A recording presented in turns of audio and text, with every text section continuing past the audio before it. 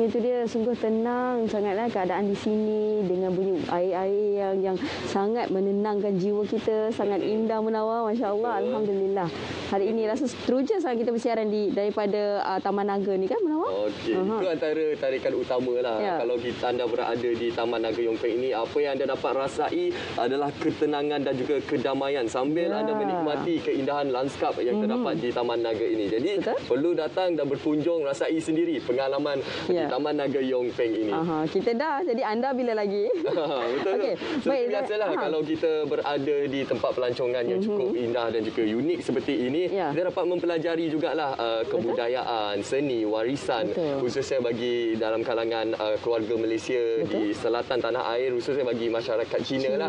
Dan bercakap berkenaan kebudayaan, warisan, kita juga tidak lari daripada untuk memberi inspirasi kepada golongan belia di luar sana. Ya, betul, semestinya. Dan bersama dengan tetamu kita hari ini yang akan berkongsi tentang motivasi bagaimana nak menghasilkan konten yang terbaik, iaitu bersama dengan kita Nas Abdullah. Assalamualaikum. Waalaikumsalam, Sofi, Menawar. Terima kasih.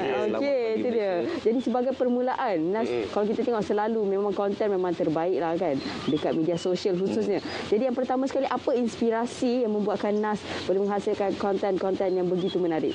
Silakan. Baiklah, Assalamualaikum kepada semua. Dalam kita nak menghasilkan sesebuah konten, terutamanya pada era post pandemik ni kan, kita perlukan ada satu semangat api. Saya selalu sebut mungkin dalam video-video saya, video-video yang agak agresif ataupun yang memberi semangat, boleh mencetuskan kebangkitan pada khususnya belia-belia dekat luar sana lah. Itu dia. Kita lihat Nas merupakan seorang yang mempunyai ramai pengikutnya di media sosial.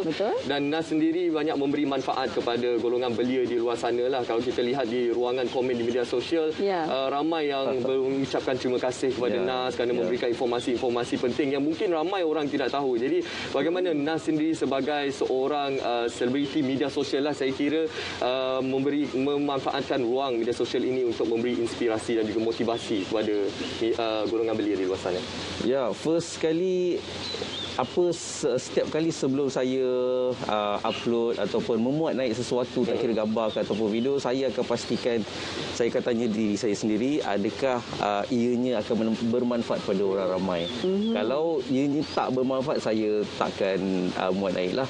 Jadi itulah, kalau pada nasihat saya pada sahabat-sahabat belia dekat luar sana, mungkin anda semua mungkin tercari kan, apakah bidang yang mungkin kita boleh lakukan waktu era post pandemik ni kan.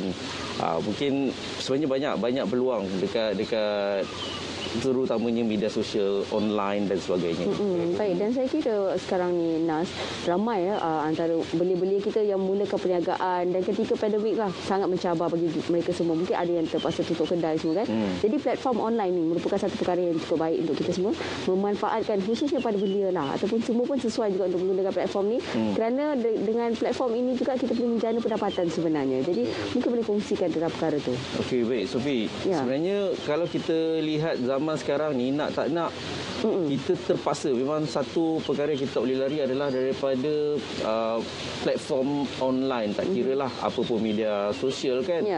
Dan tak kira daripada kita nak jual sekecil-kecil nasi lemak, jual dekat rumah, berniaga kat rumah ke kan, dia dah ada macam-macam platform nak jual online sekarang kan, Facebook, YouTube sebagainya.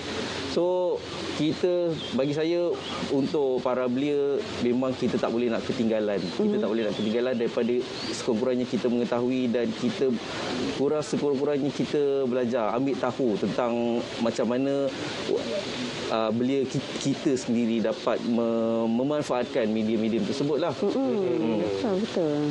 Dan bagi saya, mungkin ramai yang tertanya dekat luar sana, apa yang aku boleh lakukan kan.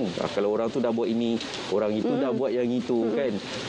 Kita pula macam mana? Sebenarnya setiap orang dia ada potensi, setiap orang dia ada kepakaran diri dia sendiri yang orang lain tak ada. Cuma kita, macam saya sebelum ni pun, saya terfikir apa yang aku boleh buat kan. Dan tentulah macam, mungkin anda suka kamera, ada yang suka masak kan. Masak pun dah boleh jadikan sebagai konten.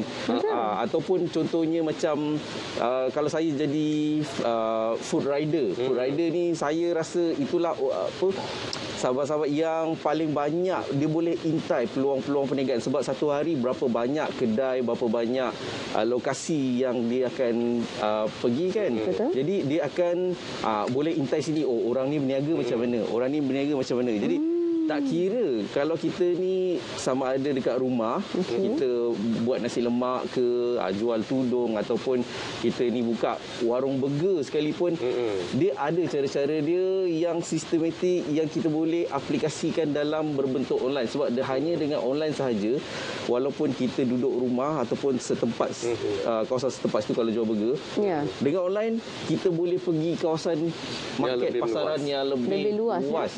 Betul. Banyak potensi. Senang jugalah pelanggan nak bawa bertempahan secara dalam talian. Betul. Keluar daripada rumah, tahu-tahu je makanan dah sampai di depan pintu rumah. Okey.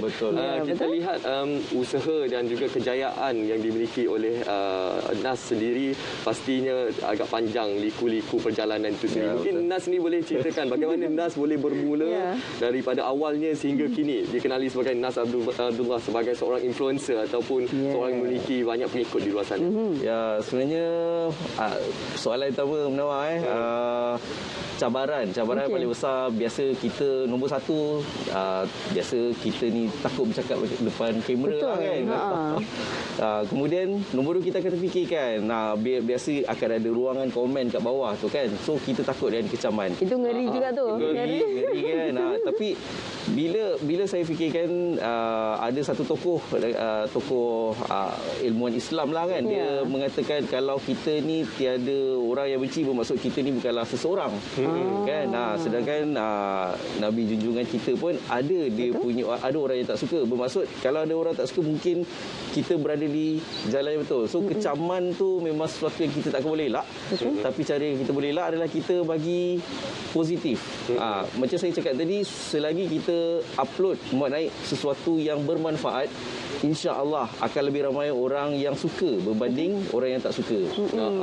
Betul. Apa yang penting ialah kita memuat naik, kita membuat konten yang memberi manfaat kepada semua lapisan masyarakat di luar sana. Betul. Yang paling penting kita tak boleh paksakan orang untuk suka kita atau tak suka kita. Jadi bergantung konten yang kita hasilkan terbaik untuk memberi kebaikan kepada masyarakat kan. Dan manfaat yang utama kan. Okey, dan antara perkara lain kalau kita tengok anak-anak muda sekarang ni, memang diorang suka bekerja tetapi dalam waktu yang singkat. Mungkin macam komitmen diberikan dalam waktu-waktu tertentu. Kalau macam bidang perniagaan ni, Nas rasakan sesuai ke tidak untuk mereka menceburi terutamanya platform media sosial lah.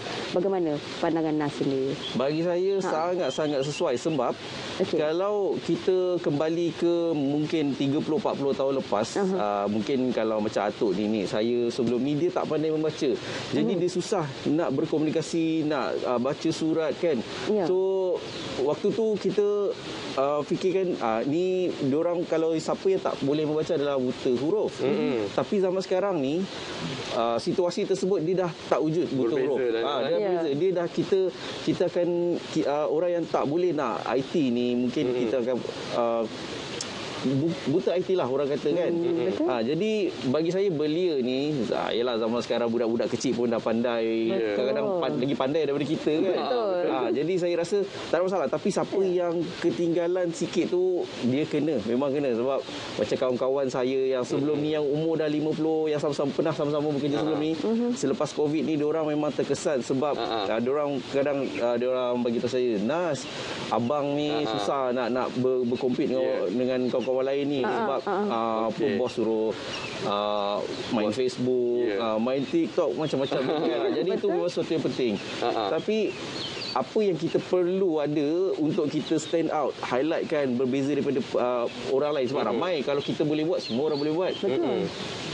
Poin paling penting adalah kita mesti menjadi unik, lain daripada orang lain. Jadi diri sendiri. Jadi diri sendiri. Contoh macam Nawar lah kan.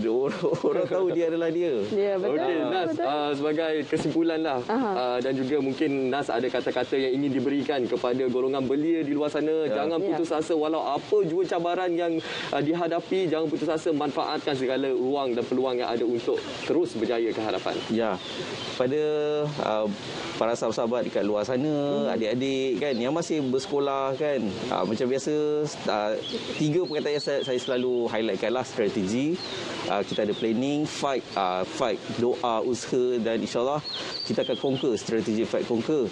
So doa ibu bapa kalau pada yang beragama Islam, solat jangan tinggal lah.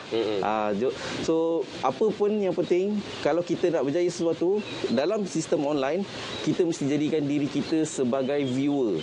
Macam anda semua kalau nak tengok sesuatu, apa yang anda fikirkan, kenapa anda pilih orang tersebut kan. So kita bagi yang macam mana yang kita nak, dan tentulah orang akan fikirkan, dan tentulah orang suka macam mana yang kita suka juga.